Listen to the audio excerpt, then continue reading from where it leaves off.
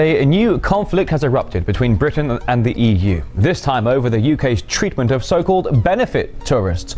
RT's Ivor Bennett explains. Homeless and jobless, this man's too embarrassed to be identified. He came to Britain from Poland 5 years ago, hoping to live a dream. But the reality's been a nightmare. He claims the UK's welfare state hasn't been fair on him. I'm a citizen of the European Union. 5 years ago I decided that this country would be my home. I didn't come here to claim benefits, I came here to work.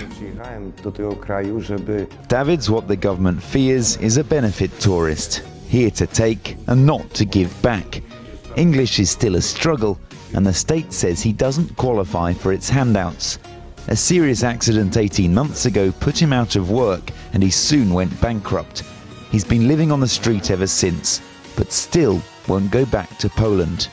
I thought this was a friendly country, but that's only if it needs you, and you work for it. The country could give me something, but it doesn't need me. I never thought it would be like this. This is not a paradise.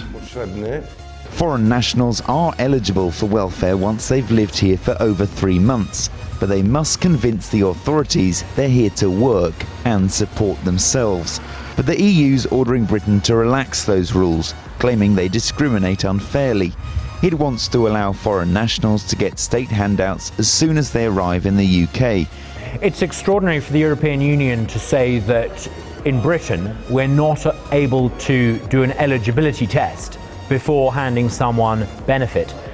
First of all, it's our money. Secondly, it was in our manifesto that we were going to bring in these sorts of changes. It's simply outrageous that unelected officials in Brussels can prevent us from bringing about the reforms that we said we were going to do when we were voted into office. The EU Commission is refusing to speak to us, but it hasn't been shy in issuing Britain with an ultimatum. It says the right to reside test, what foreigners must pass to claim benefits here, is too tough, and it's given the government until the end of this month to change that. Otherwise, it'll sue. But Britain's refusing to budge. Otherwise, it claims it'll have to pay out £2.5 billion to those who won't put anything back in the pot. The British welfare state exists to benefit British people. This was very clear in the original welfare state back in the 1940s, which had a contributory principle. You contributed and you benefited. If you didn't contribute, you weren't eligible. 40% are migrants from Eastern and Central Europe. Most of those aren't eligible for welfare.